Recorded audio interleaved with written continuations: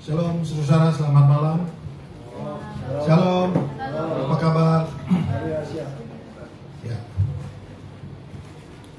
Tadi ada yang kena hujan. Hujan normal saudara ya. Kalau nggak hujan kita kekeringan. Baik saudara-saudara, sore hari ini saya akan berbagi kebenaran firman Tuhan. Dan kita percaya bahwa kebenaran firman Tuhan adalah penuntun bagi jalan kita, sehingga pada akhirnya hidup kita ini boleh sesuai dengan apa yang Tuhan mau. Setuju, katakan amin. Ya, saudara, saya akan mengajak saudara untuk melihat satu judul. Kalau dibuat judul adalah Source of Authority, atau sumber daripada otoritas. Ya saudara ya. Kita sedang membicarakan dalam beberapa waktu ini ada tentang otoritas. Itu membawa pengaruh, atau pengaruh itu selalu timbul karena ada otoritas yang diberikan kepada setiap daripada saudara dan saya. Beberapa waktu lalu atau minggu pertama saya menyampaikan tentang authority of influence, atau otoritas yang mengakibatkan pengaruh atau membawa dampak. Saudara masih ingat kan minggu pertama itu? Di situ saya jelaskan kepada saudara bahwa setiap manusia ciptaan Tuhan itu memiliki otoritas, saudara. Semua daripada kita itu memiliki otoritas. Kenapa? Saudara mempelajari dan ingat pada saat itu saya menyampaikan bahwa karena kita diciptakan serupa dan segambar dengan Allah, ya saudara. Itu sumber otoritas yang Tuhan sudah berikan. Setiap daripada kita, siapapun Anda, latar belakangmu apa, sosialmu seperti apa, ekonomimu seperti apa, pasti kita membawa dampak, saudara. Minggu lalu kalau saudara memperhatikan khotbah yang disampaikan sama Prista, saudara menemukan bahwa di situ dikatakan bahwa Anda melakukan sesuatu itu membawa dampak. Engkau tidak bikin apapun juga membawa dampak, saudara. Ya. Anda tidak bikin apa-apa, itu masih membawa dampak. Kenapa seperti itu? Karena pada saat Tuhan menciptakan saya dan Anda, itu serupa dengan segambarnya, itu untuk berkuasa. Atau dengan kata lain, kita ini Tuhan tempatkan sebagai pemimpin. Pemimpin itu apa saja yang dilakukan pasti berdampak, saudara. Betul Pak Doni? Ya, apapun yang dilakukan pasti berdampak. Dia nggak bikin apapun berdampak, saudara. Kalau pemimpin males-malesan, datang telatan, atau katakanlah jangan gitu, jalan yang negatif. Dia tetap rajin datang gereja, tapi gereja dia diem nggak bikin apa-apa. Itu berdampak. Dampaknya bagaimana? Mungkin Anda kan dalam hati ngomong kok pemimpinnya kok gitu ya, diem aja nggak bikin apa-apa, kok nggak ada inisiatif, kira-kira begitu saudara. Artinya Anda melakukan apapun itu pasti berdampak, dan engkau tidak melakukan apapun juga pasti berdampak, saudara. Karena kita ini diciptakan untuk membawa pengaruh. Karena kita diciptakan ini lebih daripada makhluk yang lain. Kita punya level yang lebih tinggi. Kita punya derajat yang lebih tinggi, saudara.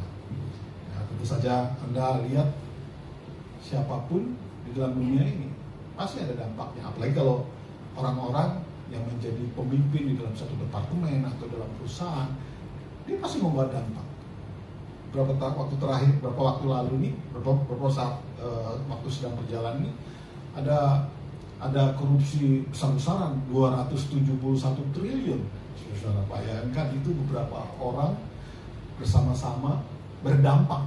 Mereka berdampak loh. Tapi masalahnya dampak yang merugikan negara, saudara. Ya, bahkan salah satu dari pentolannya ini kan suami dari seorang artis. Saudara tahu apa akibatnya kepada sang istri? Dia juga adalah public figure lah, katakanlah demikian.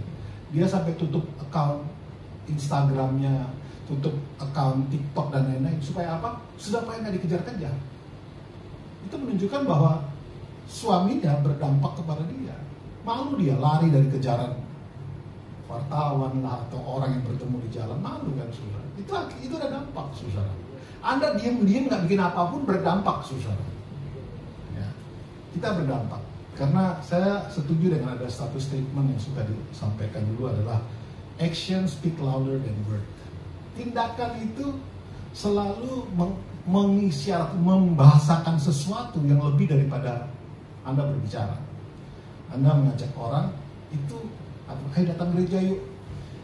Itu kurang ampuh deh dibandingkan kalau Anda terus datang menunjukkan sikap mereka, contoh datang ke gereja. Ya saudara, kemarin saya ngobrol sama Yesua, semangat melayani harus, tapi yang paling sulit dari semua itu adalah konsisten.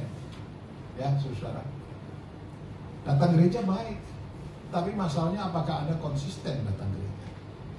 Anda baca firman baik, masalahnya apakah kita konsisten baca firman? Ya, sampai hari ini pun saya percaya kita semua sedang belajar, saya juga masih belajar. Kadang-kadang kalau terlalu capek lewat, tapi tetap dikejar lagi. Sudah ditentukan waktu, alarm sudah di set bunyi jam 4:30. Tapi karena capek, kadang-kadang 4:30 bunyi, dimatiin, nanti baru bangun lagi 6:30.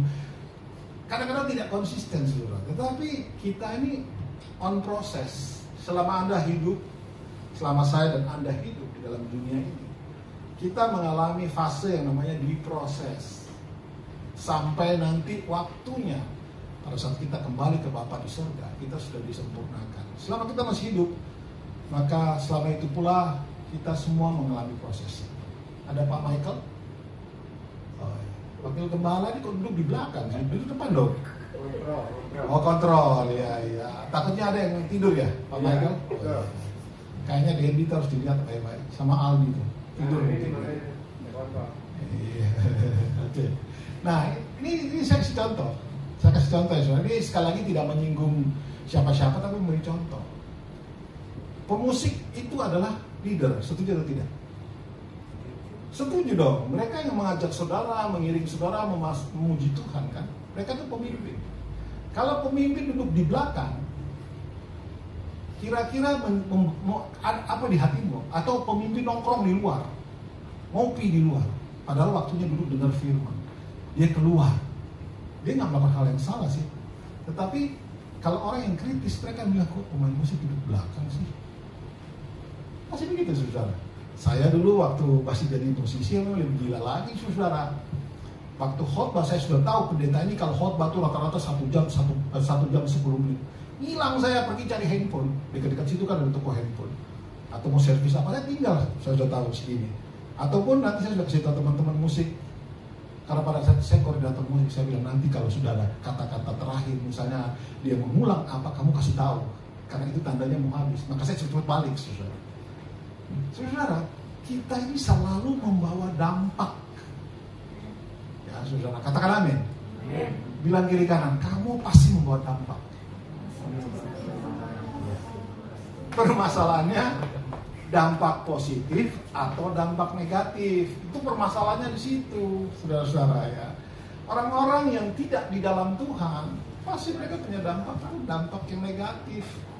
Negatif dalam perspektifnya kekristenan ya saudara ya. Negatif dalam perspektifnya Tuhan, karena ada juga orang yang baik. Tapi baik bukan menurut kebenaran firman Tuhan. Ya saudara ya. Baik bukan menurut kebenaran firman Tuhan itu banyak. Kalau kita ini baik dan harus sesuai selaras dengan kebenaran firman. Kalau kita orang-orang yang di dalam Tuhan. Oke, coba slide berikutnya saya mengajak saudara mengingat sesuatu dulu. Lihat nggak saudara di atas tuh? Authority of influence. Itu artinya, ini artinya saya simpulkan khotbah saya waktu minggu pertama ini dalam kalimat sederhana ini. Jadi otoritas dari pengaruh atau pengaruh itu kuasa atau otoritas ini selalu membawa pengaruh. Apa pengaruh Anda? Ini saudara. Kemampuan membawa pengaruh yang dapat mempengaruhi watak, kepercayaan, dan perbuatan orang lain baik secara tidak langsung dan tidak terlihat. Anda ini punya andil di dalam membentuk watak orang. Anda punya andil membentuk level kepercayaan orang kepada sesuatu, misalnya kepada Tuhan. Anda punya andil di situ. Dan Anda punya andil di dalam membentuk perbuatan-perbuatan orang. Ini bukan kata saya, ini kata firman Tuhan, saudara. Dan saya sudah tunjukkan kepada saudara beberapa waktu lalu, tapi akan saya ulang sedikit. Ini yang bagian yang paling penting, saudara. Kalau saudara berpikir, ngapain sih kok aku dijadiin? Loh, saudara dengar baik-baik. Keberadaan Anda, saya sudah sebutkan dengan perjelas dan pertegas di depan tadi, bahwa keberadaan kita itu pasti membawa pengaruh. Dan kata pengaruh atau influence itu punya arti ini, mempengaruhi watak, mempengaruhi kepercayaan, dan mempengaruhi perbuatan. Alkitab kan berkata begini, saudara, kalau ada ingat, pergaulan yang buruk merusak apa? Kebiasaan yang baik. Kok bisa? Bisa dong. Kan saya sudah bilang tadi, saudara, kita ini membawa pengaruh. Masalahnya kita yang terpengaruh atau kita mempengaruhi. Harusnya di dalam Tuhan, harusnya kita mempengaruhi sekeliling kita, bukan kita dipengaruhi oleh sekeliling, saudara. Kita yang membawa pengaruh, kita yang membawa dampak. Dan saya suka sampaikan kepada saudara, seharusnya keberadaan kita itu membuat suasana itu nyaman.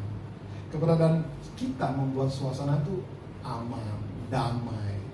Kalau kita ada dan orang merasa gelisah, merasa resah karena kita, ya Anda sedang tidak membawa dampak yang baik. Dengan kata lain,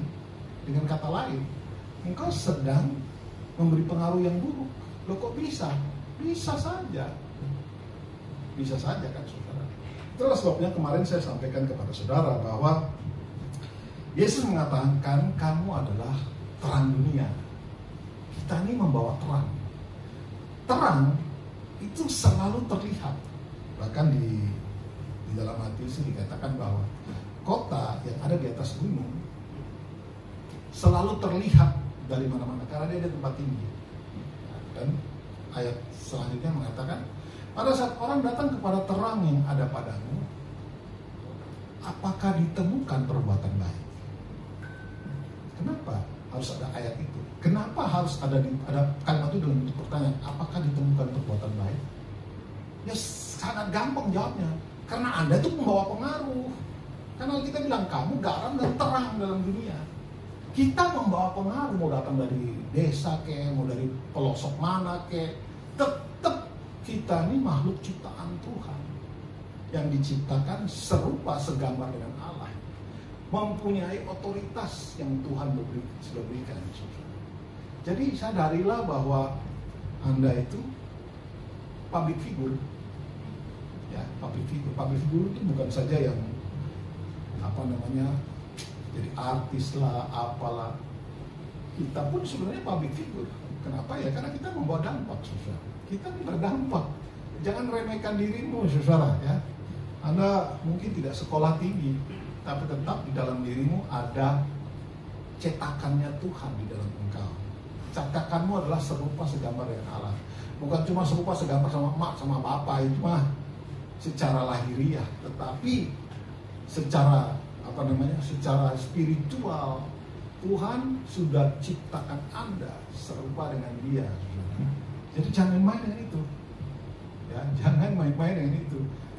Nggak heran kalau kita tidak sungguh-sungguh di dalam Tuhan, kita tidak berpegang kepada kebenaran firman Tuhan. Keberadaanmu itu memberi pengaruh yang buruk. Ya, saudara. Keberadaan Anda akan memberi pengaruh yang buruk. Saya ngobrol sama Iren, orang yang boleh melayani kami bukan yang berskill, tapi yang beretika dan beretitude baik. Punya skill selangit, tapi tidak ada etika, tidak ada attitude, maka orang-orang begini akan membawa pengaruh yang buruk. Susah.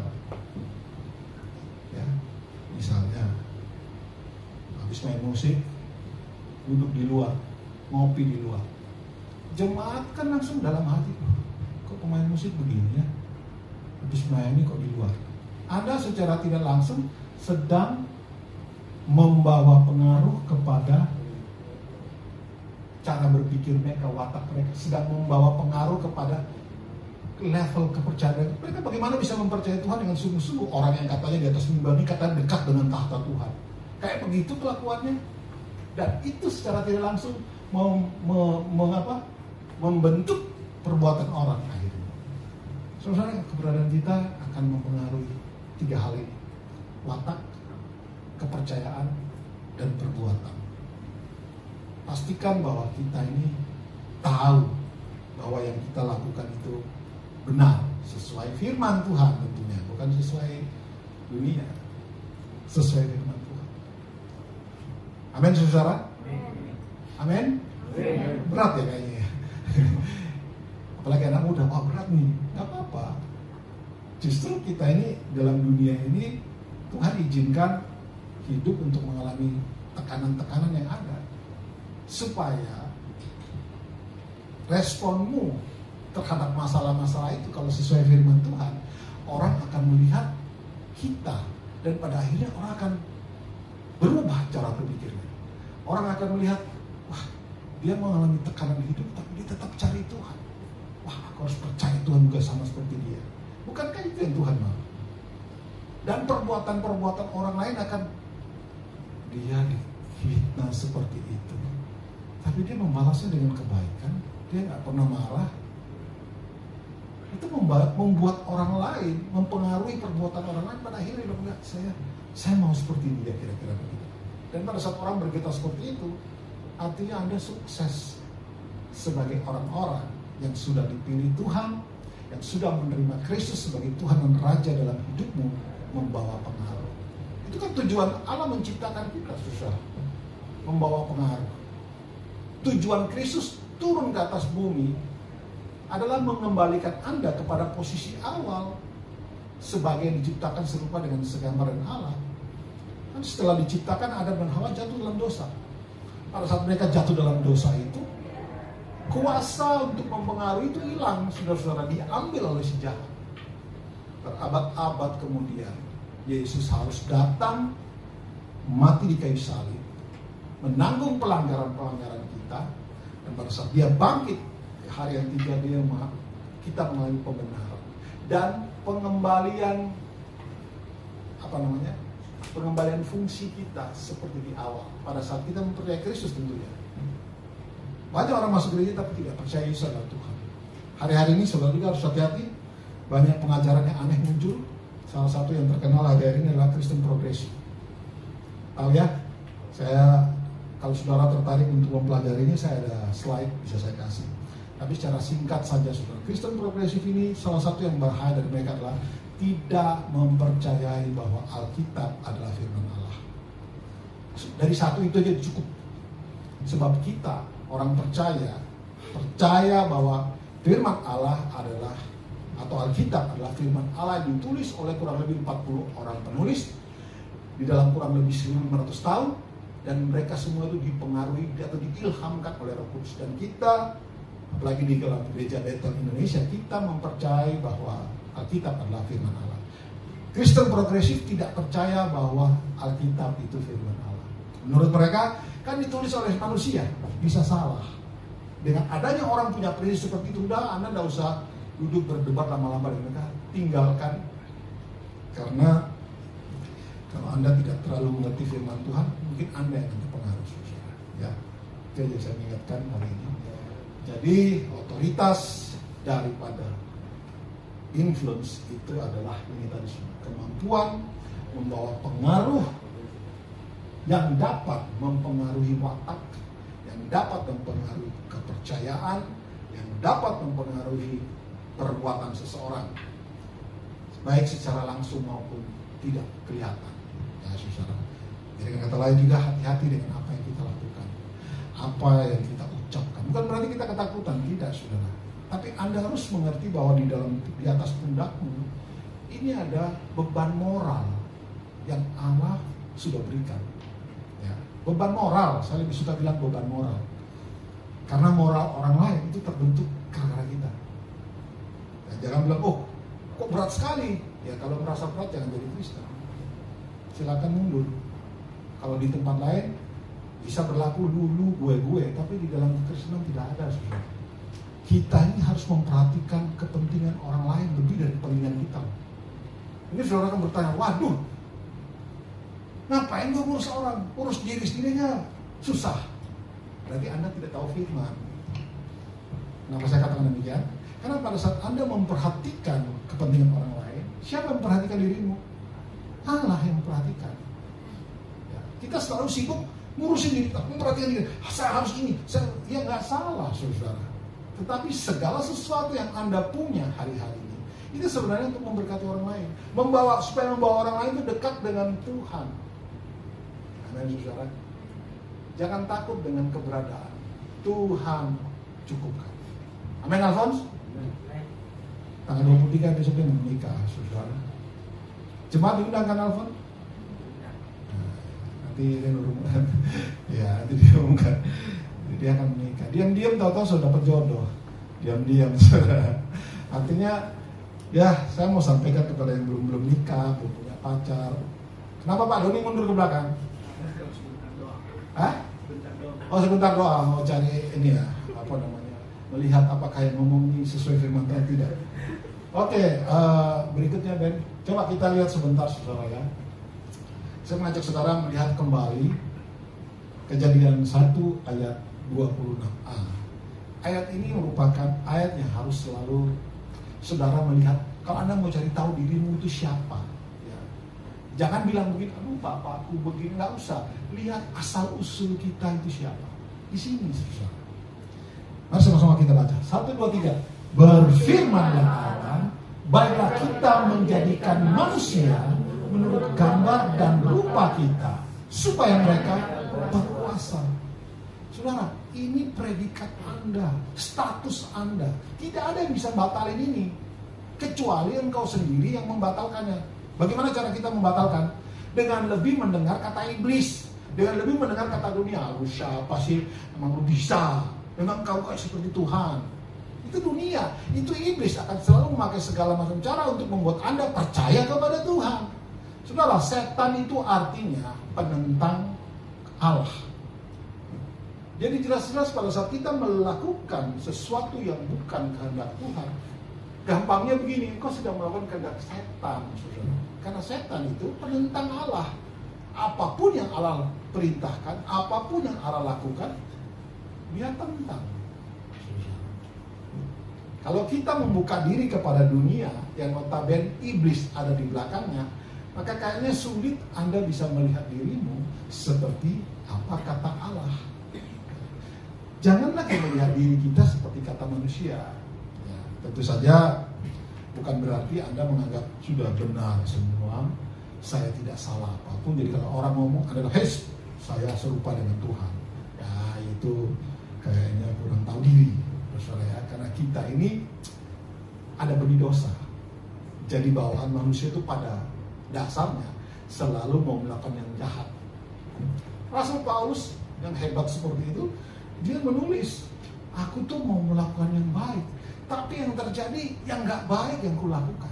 Karena memang di dalam kita ini ada dua kubu yang tarik menarik, yaitu Tuhan Allah itu sendiri, dan satunya adalah keinginan daging yang dimana iblis ada di belakangnya. Bagaimana supaya kita menang? Ya, kita tentunya harus kembali punya hubungan yang baik dengan Tuhan, saudara. Ya. Murid-murid Yesus itu di dalam Matius 28 ayat yang ke-16 atau 17 kayaknya. Mereka janjian mau ketemu Yesus nanti di Galilea setelah Yesus bangkit. Janjian nanti ketemu ya. Yesus kasih tahu itu sebelum dia dikubur, sebelum dia mati ditangkap. Dia ngomong nanti aku bakal mati dan segala macam. Belum, mereka sih nggak percaya. Dia kasih tahu juga di situ bahwa nanti setelah aku bangkit kita ketemu di Galilea. Nah, singkat cerita pada saat mereka ketemu Yesus pas di Galilea, Alkitab menulis mereka bilang begini, mereka ragu-ragu. Ragu-ragu kenapa? Ragu-ragu apakah ini Yesus atau tidak. Nah, hal ini menarik sekali buat saya ngomong kepada saudara ya. Saya bertanya, kenapa ya Tuhan? Aku bingung juga. Orang-orang ini 3,5 tahun bersama-sama dengan Engkau, tapi mereka bisa ragu-ragu. Saya seolah-olah mencari kesalahan begitu ya. Seolah-olah pada saat saya bertanya hal seperti itu dalam hati saya mencari kesalahan orang murid-murid itu apa.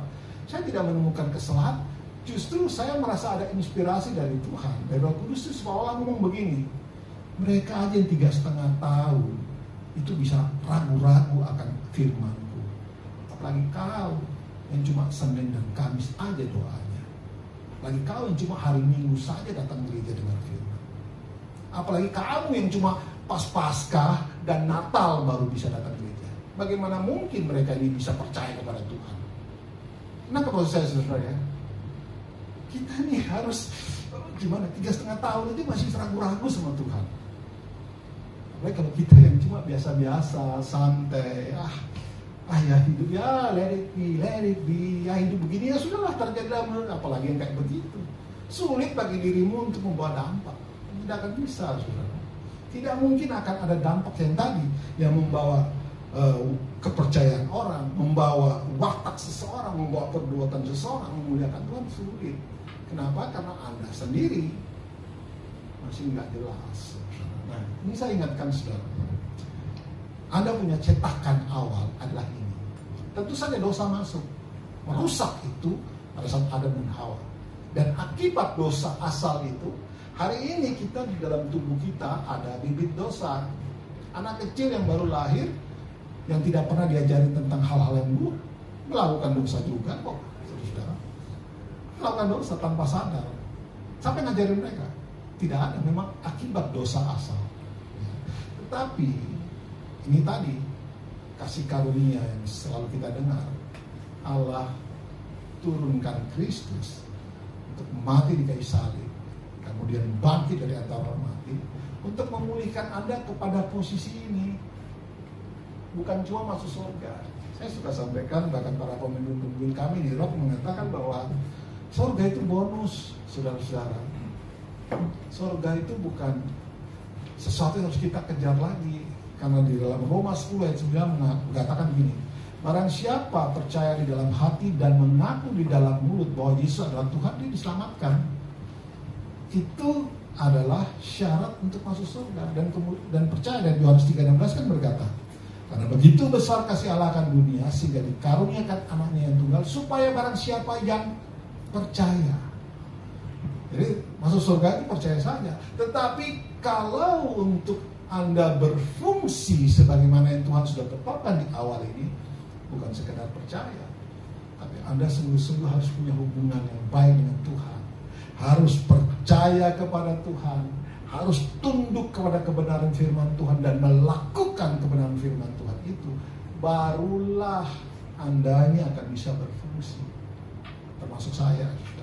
Kalau saya cuma baca Alkitab dan tidak melakukannya, ya nggak ada gunanya, sudah. Paling cuma orang tahu, dia hafal ya ayat Alkitab, tapi sesungguhnya dalam hati saya tahu, saya cuma hafal, saya nggak melakukan, nggak berdampak, saudara. Ya, oke, di sini saudara lihat, kembali lagi saya ingatkan, ayat ini tolong tahu dalam hati, bilang tuh coret di dalam Alkitab, kasih tebel. Ini ayat penting ya, saudara ingat. Saat engkau dalam kesusahan, dalam apa saja, ingat Tuhan ciptakan Anda dan saya seperti Dia untuk berkuasa. Kalau dituliskan ayat ini berkuasa atas burung-burung di udara, ikan di laut, tumbuh-tumbuhan dan segala macam. Semua yang ada dalam dunia itu ada dalam kuasa. Tentu saja bukan manusia yang dikuasai ya. Bukan manusia yang kita kuasai. Termasuk roh-roh di udara, kuasa-kuasa iblis, kuasa itu semua kita kuasai. Ya saudara, itu penting buat kita. Jadi jangan ketakutan dengan yang kelihatan. Si BK itu karena suka dikasih tonton short Instagram di YouTube ya, dan suka muncul, terus mereka suka ini ada kalau dia pas nonton Instagram yang short tuh muncul yang kayak zombie, kayak ada hantu, anak-anak kecil ya, hantu gitu kan. Dia kalau nonton sendiri dan tiba-tiba di belakang ada bunyi, langsung, apa tuh? Gituin saya, papi, apa tuh? Hantu. Saya bilang, hantu nggak ada, setan yang ada. Kalau bilang, zombie papi, nggak ada zombie. Ya dong, kita hantu itu berbeda dengan setan, ya kan? Iya apa iya? Setan itu penentang Allah dan dia memang eksis. Hantu itu cuma karangan manusia, maksudnya kata-kata manusia yang bikin takut-takut. Kita nggak perlu takut dengan yang seperti. Kalau ada hantu yang ada setan yang muncul melakukan kita, itu setan pangkatnya kopral. Setan yang jenderal itu yang ada dalam kepalamu yang bisikin tuh nonton film porno tuh. Itu setan yang jenderal yang ngajak saudara untuk ayo korupsi yuk. Itu setan pangkat tinggi. Tapi kalau yang tiba-tiba muncul kayak pocong-pocong, ayo mah kopral. tinggal tenggelam dalam nama Tuhan Yesus. Atau bila perlu kadang-kadang siram sama air. Mungkin saja itu pocong-pocongan, maksudnya orang yang pakai putih-putih jadi siram sama air. Oke, saudara, ayat ini punya implikasi. Coba Ben, yang bisa diaplikasikan secara sederhana, artinya manusia memiliki kasih Allah, ya, serupa segambar dengan Allah, itu artinya kita memiliki kasih Allah. Yang kedua, kita memiliki kemuliaan Allah. Itulah sebabnya saya suka sampaikan bahwa keberadaan kita itu seperti lampu yang menarik laron. Tahu laron ya? Habis hujan, kalau saudara nyalain lampu di luar tuh, wah, diserbu sama laron, bisa digoreng, saudara. Yang ketiga, dan kemampuan Allah. Dan jangan bilang, masa? Oh iya dong, Anda tuh punya kemampuan Allah yang mungkin saja kita nggak ngerti atau lupa atau nggak sadar. Kemampuan apa? Mempengaruhi orang. Kemampuan apa? Membawa dampak. Kemampuan apa? Membuat suasana tenang, damai sejahtera. Itu kemampuan-kemampuan Allah, itu kemampuan-kemampuan ilahi yang ada di dalam Anda. Kan kita sudah belajar beberapa kali, apa sih kerajaan Allah? Untuk menjawab kata, untuk untuk menjabarkan kerajaan Allah itu apa? Maka buatlah pertanyaan, apa yang ada dalam kerajaan Allah? Damai sejahtera, kuasa, kebenaran, damai sejahtera, dan sukacita. Siapa sih kerajaan Allah? Anda. Masalahnya damai sejahtera yang ada di dalammu bisa dirasakan orang lain enggak? Masalahnya kebenaran yang ada di dalammu itu bisa keluar enggak? Masalahnya adalah kuasa yang ada dalammu itu bisa dinikmati orang lain atau tidak? Itu pertanyaan besar. Dan kalau itu belum keluar, artinya Anda belum berdampak. Dan artinya engkau belum sesuai dengan apa yang Tuhan mau. Kenapa itu bisa terjadi? Nanti saya jelaskan berikutnya ya, saudara. Tapi semoga, satu lagi Ben, tugas Allah. Tugas-tugas Allah itu ada dalam, apa tugas Allah? Banyak sekali saudara yang bisa kita lakukan. Dengan menjaga hidup kita supaya orang lain tidak tersandung. Itu kan tugas-tugas Allah. Allah melakukan segala hal preventif untuk melepaskan kita dari tangan iblis. Dengan cara, ya dia memberi kuasa, memberi otoritas, membuat kita bisa melawan iblis. Itu kan kemampuan-kemampuan yang Tuhan berikan kepada kita. Kita juga punya hal yang sama, saudara. Berapa banyak di antara saudara kalau ada orang sakit, tolong doakan aku ya? Ada kan? Nah mungkin saudara nggak pernah diminta tolong orang berdoa. Kenapa orang menganggap Anda bisa itu? Ya gampang, nggak usah pakai teologi yang bingung-bingung. Sederhana aja, karena memang tugas Allah itu pun diberikan kepada saudara dan saya. Nah kata tadi Kejadian 1:26, mari kita ciptakan manusia itu berkuasa. Kata berkuasa itu diselidiki, itu mempunyai arti yang beragam sekali, saudara. Antara lain menjaga damai sejahtera, membuat ketenangan, membawa sukacita, menjaga kerukunan. Itu semua tugas-tugas Allah yang ada di dalam saudara dan saya. Kalau hari ini Anda belum berfungsi, berdoa, Tuhan tolong aku mau berfungsi nih. Ya saudara, kalau Anda belum berfungsi, maka nanti pada saat engkau mati pada saat engkau mati dikuburkan, maka potensi-potensi yang Tuhan sudah berikan enggak keluar. Andalah orang kaya yang kesian deh, karena engkau mati meninggalkan dunia ini, belum sempat memberkati orang lain dengan setiap potensi yang Tuhan sudah berikan.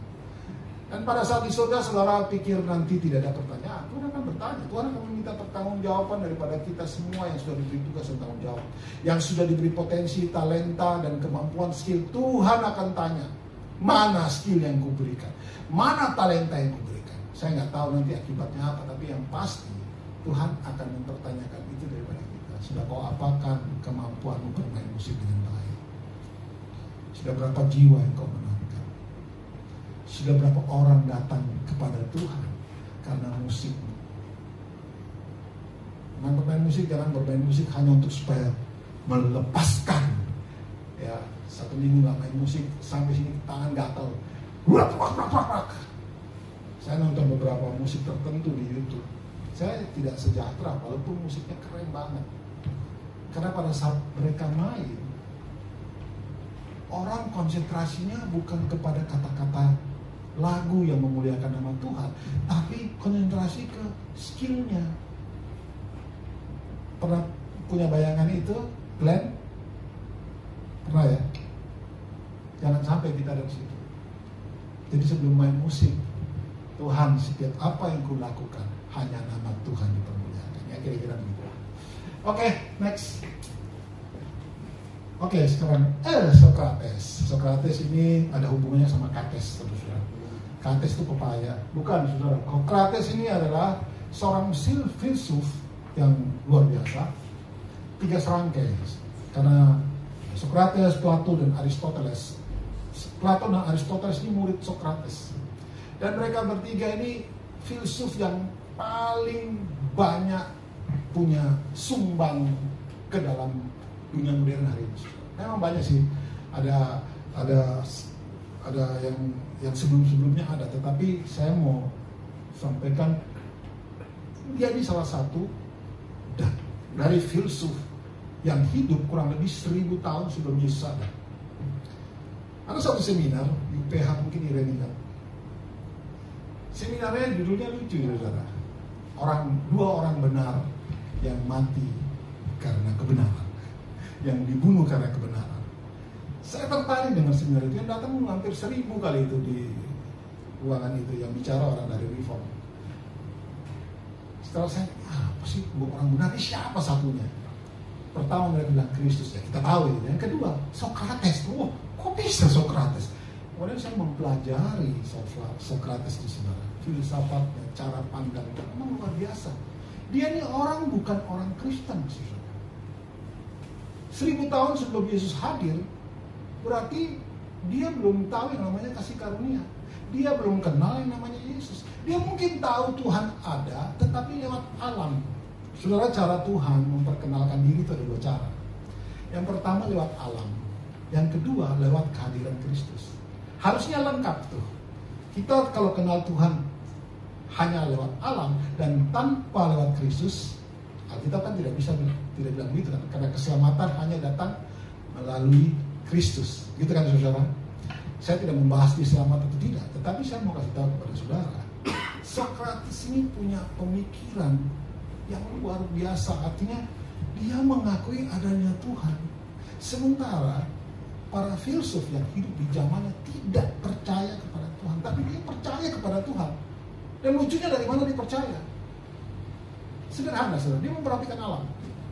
Dia suka memperhatikan alam. Dia lihat hujan turun, masuk ke tanah, ya, keluar di sungai, sungai masuk ke laut, laut kena matahari, menguap, naik ke atas, jadi embun hitam, jadi hujan.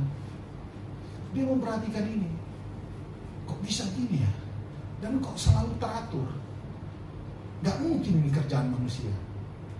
Ngerti maksud saya? Itu gak mungkin pekerjaan manusia. Orang pintar kan lain. Biasa langsung, oh ini ada apa? Enggak, ini pasti ada yang lakukan ini. Dan kemudian dia bilang, dan semua ini untuk kebaikan manusia. Maka pastilah yang melakukan ini adalah satu oknum yang tidak bisa dilihat, tetapi mengasihi manusia. Jadi orang-orang Reform itu saudara mengakui bahwa Sokrates ini mendapatkan pencerahan dari Tuhan lewat alam. Mungkin dia ketemu Yesus. Nah, pencerahan-pencerahan yang diterima itu mirip dengan kebenaran firman Tuhan. Dan pada zamannya dia, itu ada hidup satu orang lagi di Tiongkok, Konghucu, punya pikiran mau mirip sama ini. Ya, saya nggak bahas itu. Tapi Sokrates ini berkata begini, otoritas itu berfokus pada kearifan moral. Dan ada catatan lainnya mengatakan bahwa menurut Sokrates, otoritas itu bersumber pada kebenaran. Tuh, bahasa itu menarik sekali. Bersumber pada kebenaran. Kebenaran tentu saja dimaksud adalah kebenaran Tuhan. Sokrates itu matinya kenapa, saudara? Karena dia menentang korupsi, menentang para pejabat yang korup, pejabat yang menindas masyarakat. Ya, dia punya salah satu pandangan yang luar biasa. Dia bilang begini, hukum etika, hukum moral itu lebih tinggi daripada hukum dan politik. Itu kan bahasanya Sokrates, orang yang mengerti siapa Tuhan, tapi dia sayang tidak ketemu Kristus, itu sayangnya aja sebenarnya. Dan itu dia katakan berfokus pada kearifan moral dan intelektual, intelektual nomor 2. Lihat tuh, bukan kata saya saja kan, intelektual nomor berikutnya. Tapi Sokrates dari 1000 tahun sebelum Yesus lahir, dia sudah kasih tahu bahwa yang saya percaya itu berdasarkan apa yang dia pantau di bahwa Tuhan itu ada, serta tanggung jawab sosial dari mereka yang memegang kekuasaan. Ini semua adalah Kejadian 1:26, saudara-saudara. Ya dong, pemimpin kalau nggak punya kearifan moral, kalau nggak punya itu, maka 271 triliun itu baru cuma mungkin 1-2 orang, maka kan ada banyak lagi, saudara. Tapi kalau pemimpin punya kearifan moral, kembali kepada rencana Allah yang semula, wow, bangsa kita ini akan bangkit dan kuat, saudara. Prabowo naik saja sudah mengketar-ketirkan beberapa negara tertentu. Apalagi kalau dipenuhi dengan orang-orang yang punya kearifan moral, intelektualnya baik, serta tanggung jawab sosial dari mereka yang punya kuasa, maka ada kedamaian dan terjadilah seperti yang Tuhan mau. Keberadaan dia di sorga direpresentasikan oleh saudara dan saya di bumi, gitu loh, saudara. Sampai situ sudah cukup pusing? Sampai sini, oke, kita pindah. Sebelum ada yang minta pulang duluan. Oke, next. Pengaruh baik atau tidak baik itu ditentukan. Ya, ini penting, saudara, ya, karena ini yang saya bahas. Karena kita bicara adalah sumber dari otoritas itu apa, ya kan? Itu kan pertanyaannya, itu judulnya. Nah, sini saya mulai dengan ini. Pengaruh baik atau tidak baik ditentukan kepada siapa? Kepada siapa kita percaya dan taat. Ya, kepada siapa Anda mempercayai dan kemudian mengikuti yang kau percayai alias taat, maka pengaruhnya itu akan tergantung daripada itu, saudara. Ini Benny main buru-buru aja, belum suruh kan tadi. Oh. Ini kan supaya membuat sedikit pertanyaan. Kenapa ya? Kepada siapa? Ya sudah lah, dibuat lagi. Next. Kepada siapa kita percaya dan taat, saudara? Next. Taat itu artinya langsung to follow the commands or guidance. Kata taat itu berarti Anda mengikuti perintah atau mengikuti petunjuk. Ya. Jelas ya, saudara, ya? Jadi kalau Anda melakukan sesuatu yang tidak sesuai perintah, artinya engkau tidak taat. Kalau Anda dan saya tidak taat kepada sesuatu yang diperintahkan, atau tidak taat kepada sesuatu yang sudah dikasih tahu, maka kita bukanlah orang yang taat. Kalau kita tidak taat, maka pengaruh pasti pengaruh yang buruk. Selesai. Coba aja kalau nggak percaya, Anda kantor mungkin jam 7 kali ya. Kirain jam berapa masuk kantor? 7. Cobalah datang dengan rutin 7.15. Nanti tidak taat kan? Kira-kira pengaruh apa yang kau lakukan? Apalagi kalau dia punya posisi. Pasti orang-orang akan, dia aja telat, kenapa kau harus telat? Nggak telat. Dan mungkin lebih daripada itu, akibat buruk lainnya adalah bagi dirinya sendiri akan kena SP. Kenapa tukang telat? Saudara, ini hal-hal yang kecil menurut saya. Tetapi kalau kita tidak biasa setia di perkara kecil, mustahil Anda bisa dipercaya dengan perkara-perkara besar. Tidak bisa, saudara. Kita memulai kedisiplinan, maka mulailah dengan yang paling kecil. Saya sampai hari ini tetap punya alarm untuk membangunkan saya dari tidur. Tetap ada. Karena saya tahu saya manusia biasa, bisa lewat. Jadi harus membantu. Bahkan sudah pakai ringer alarm. Bisa-bisa tanpa sengaja. Kan tinggal di swipe aja, kalau nyala tinggal swipe ke atas mati dia. Dan bukan snooze, mati. Jadi nanti tiba-tiba terbangun. Saya sengaja juga salah satu pasang alarm, tapi horden di rumah saya bukain sedikit. Jadi begitu matahari muncul kan langsung, sudah pagi gitu. Kalau alarm tidak menyelamatkan, maka itu sinar matahari yang masuk membangunkan. Saya masih melatih diri, mendisiplinkan diri, karena saya tahu kita manusia terbatas. Tapi kalau kita belajar untuk taat, kita pasti bisa. Amin, saudara. Makanya waktu kemarin saya bilang sama Yesua, konsisten itu hal yang sangat penting di dalam kita mau melatih diri menjadi orang-orang yang berpengaruh. Konsisten.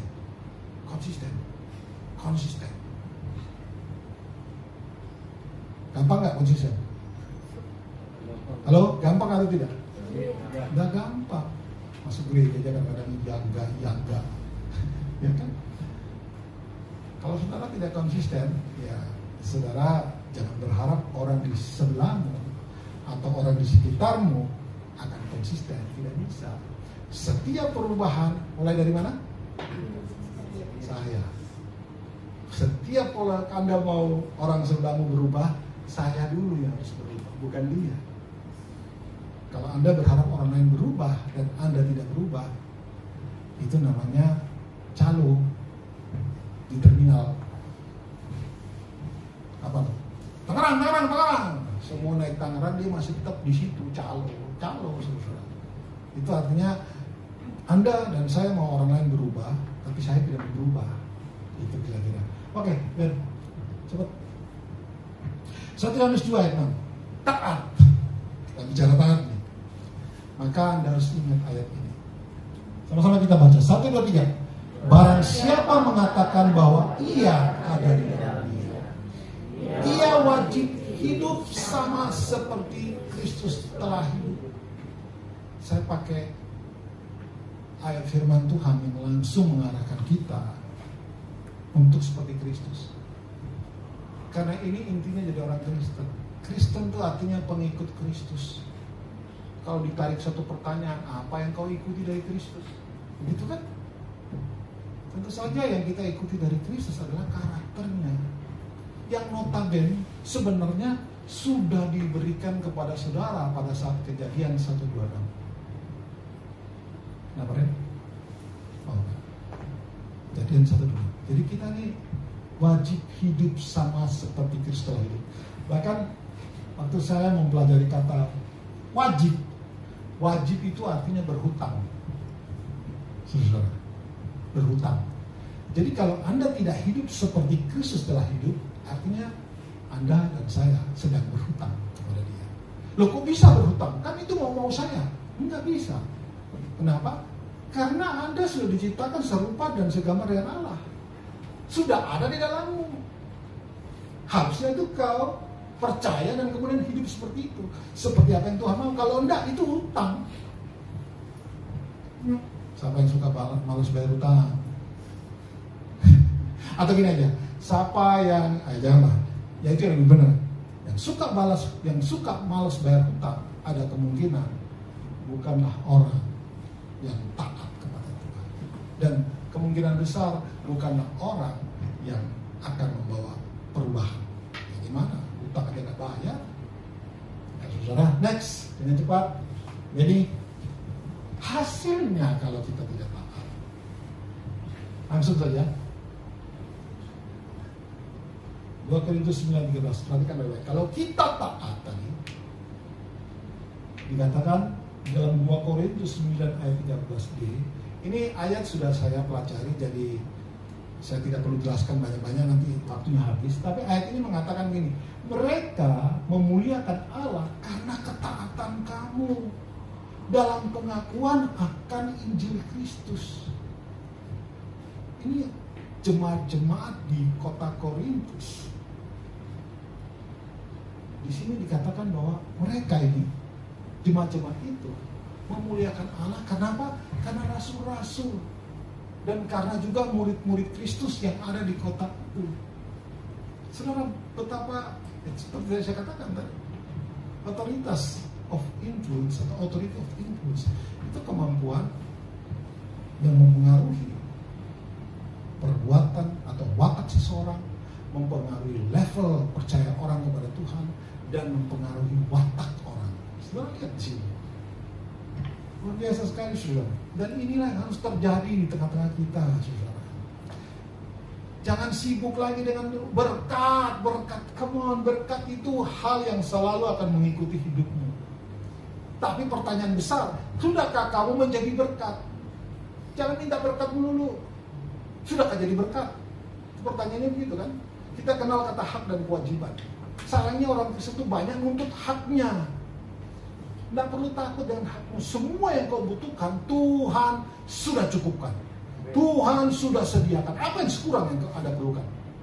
Keselamatan ada, damai sejahtera ada, sukacita oleh Roh Kudus ada di dalammu, kebenaran ada, kuasa ada. Apa yang saudara perlukan? Oh, kurang duit. Duit itu akan mengikuti kalau kamu hidup benar, toh ya saudara ya. Kerja keras, rajin, itu pasti diberkati, saudara. Tolong ingat baik-baik itu. Mereka memuliakan Allah karena ketaatan kamu dalam pengakuan akan Injil Kristus. Harusnya orang ngomong sama Yesus, mereka memuliakan Tuhan loh, karena kamu hidup sesuai dengan Tuhan. Guru-guru Tuhan yang bertobat udah terima Yesus misalkan, ya. Atau teman-teman yang kerja, orang terima Kristus, orang udah datang gereja, aku lihat kamu beda loh. Saudara, harusnya ini harus kita kejar, saudara. Orang memuliakan Allah karena ketaatan kita kepada kebenaran firman. Sampai sini cukup jelas, saudara? Yang jelas katakan amin. Amin. Oke, next. Itu namanya pengaruh baik. Ya, kalau orang percaya kepada Kristus, mau datang kepada Kristus, mau jadi lebih baik, itu artinya Anda membawa pengaruh baik sesuai dengan ekspektasi Tuhan, sesuai dengan rencana Tuhan. Next, saudara nggak perlu jelasin, saya tahu. Jika kita memilih untuk taat kepada si jahat, ini pertanyaan berikutnya, ya, apa yang terjadi jika kita memilih taat kepada si jahat? Mungkin saudara bilang, saya nggak mau percaya, saya nggak mau taat kepada si jahat, mana mau aku melawan keinginan si jahat. Tapi faktanya kamu tidak membawa pengaruh baik. Itu artinya apa sih? Di dalam dunia ini kita cuma melakukan dua hal, melakukan kehendak Tuhan atau melakukan kehendak iblis. Nggak ada di tengah-tengahnya, itu nggak ada. Oh, saya tidak mau melakukan kehendak iblis, tapi saudara tidak hidup dalam kebenaran. Ya berarti kamu sedang hidup dalam kehendak iblis lah. Coba ayatnya. Nah, ini cukup panjang. Mari kita baca bersama-sama. 1, 2, 3. Iblislah yang menjadi bapamu, dan kamu ingin melakukan keinginan-keinginan bapamu. Ia adalah pembunuh manusia sejak semula dan tidak hidup dalam kebenaran, sebab dalam dia tidak ada kebenaran. Apa ia berkata dusta? Ia berkata atas dirinya sendiri, sebab ia adalah pendusta dan bapa segala pendusta. Kalau Anda tidak taat kepada Allah, maka artinya cuma satu, iblis bapamu. Gampang kok jawabnya, saudara. Kalau kita tidak melakukan apa yang Tuhan mau, tidak mau serupa dengan Tuhan, tidak mau melakukan apa menjadi kerinduan Tuhan, tidak mau ikut aturan firman Tuhan, tidak mau ikut petunjuk firman Tuhan, artinya cuma satu, iblis bapakmu. Kalau iblis bapakmu, next bed, saya simpelkan aja, maka dia itu pembunuh manusia dan pendusta. Tahukah Anda bahwa Anda ini juga kadang-kadang membunuh orang lain? Anda mungkin tidak sadar. Membunuh itu bukan saja membunuh jasmani, tapi membunuh kerohanian itu jauh lebih ngeri, saudara. Fitnah itu lebih kejam dari pendusta. Fitnah lebih kejam dari pembunuh, saudara. Saya tidak bilang Anda tukang fitnah, tetapi termasuk saya, saudara-saudara. Saya merasa kadang-kadang saya ini sedang menjadi pembunuh manusia. Apa yang saya matikan? Kerohaniannya. Bagaimana saya mematikan kerohaniannya? Karena saya tidak hidup taat kepada Tuhan. Sadar saudara, keberadaan Anda itu yang tidak taat akan Tuhan, maka artinya iblis bapakmu. Dan kalau iblis bapakmu, yang pasti kau kerjakan adalah pembunuh manusia. Dan kedua, pendusta. Saudara, mari kita hari ini putuskan pada siapa kita mau taat. Ya. Tapi saya sebagai gembala di tempat ini, saya rindu setiap daripada kita.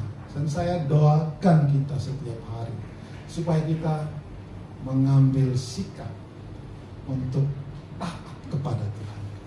Karena kalau Anda taat kepada Tuhan, orang akan memuliakan Allah karena melihat ketaatanmu, saudara. Next, terakhir kayaknya ini. Kesimpulan. Jadi kesimpulan. Belum ya? Oh belum. Oh iya. Jadi kemudian kita mau pengaruh jahat itu kira-kira kalau Anda memilih taat kepada si jahat. Yang berikut kesimpulan. Jadi sumber dari otoritas itu, sumber dari otoritas yang membawa pengaruh baik itu adalah Allah dan ketaatan kepada setiap firman Allah. Itu sumbernya, saudara.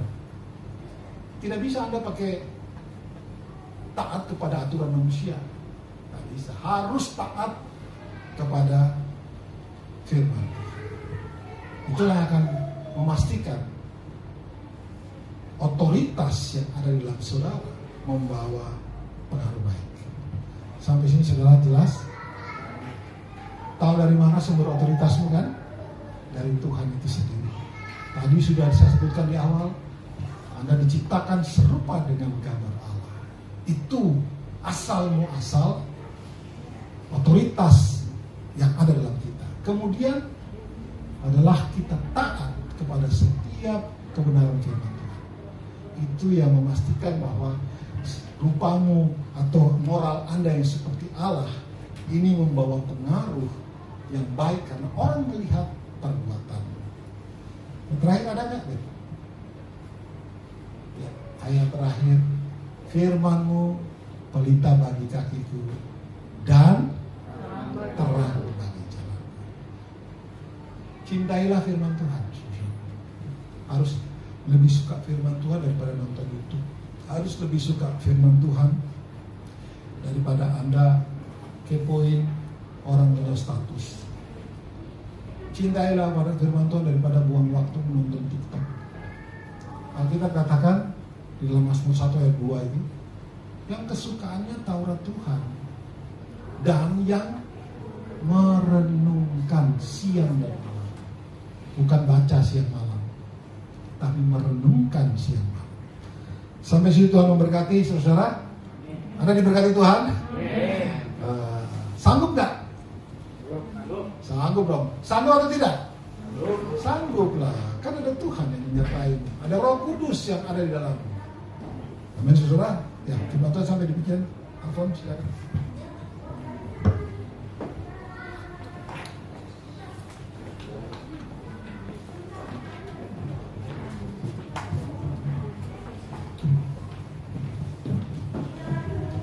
Saya mengajak jemaat Tuhan untuk bangkit berdiri. Kita akan mengingkari pengakuan Tuhan.